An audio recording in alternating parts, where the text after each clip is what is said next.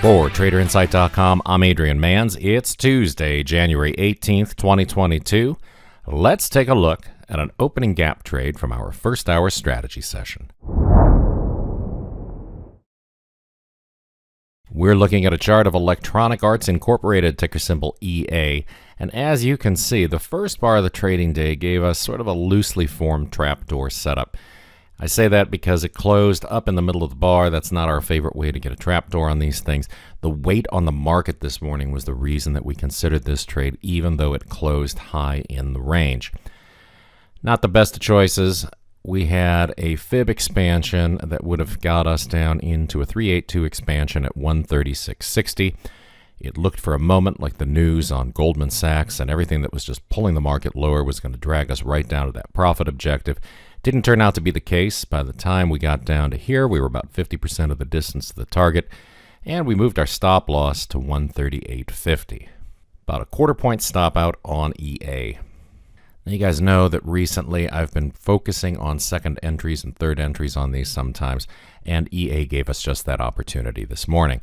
So in this strategy session, something I referred to caused a little bit of confusion for some people who haven't looked at the course in a while, and that had to do with the advanced entry in bar number 4. So I did get a text message saying, hey, I forgot what the advanced entry is and why you do it. When we saw the exhaustion in bar 4, when we saw that it just couldn't push higher than this high, it kept getting right up against here, pressing on the high of the bar, coming back down, pressing on the high of the bar, kept finding support right here at this volume by price node, but never really got a push, never established a new volume by price threshold or anything up here. And that said, given the vacuum that occurred in bar number 1, if you look at this tail, you see there is no volume by price threshold up here at all. That says most of the volume in this first bar of trading happened down lower in the bar. That gave us good rationale to go short and keep a very tight stop. So shorting when it got up into the top of the bar gave us a very easy reference point to use as a stop loss, just up above the high of that bar at 141.79. Very, very tight parameter here on an exit move. So we were getting in from this 141.51 level, and then we were going to target on this the close of the first bar of trading at 140.28. As it turned out, the actual fill on the trade was not where I wanted it to be. It was closer to right here, so at about 141.12. But still a good trade, still a nice move on that second entry on EA.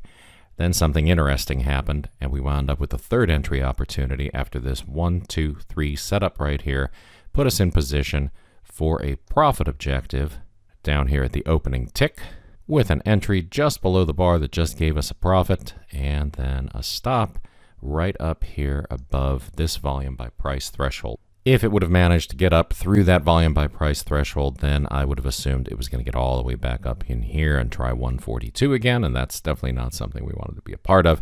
As the stock started moving lower, of course, it was very easy to get this one to a risk-free stop pretty quickly, but the reality is 15 minutes later, we were at the target and out of the trade.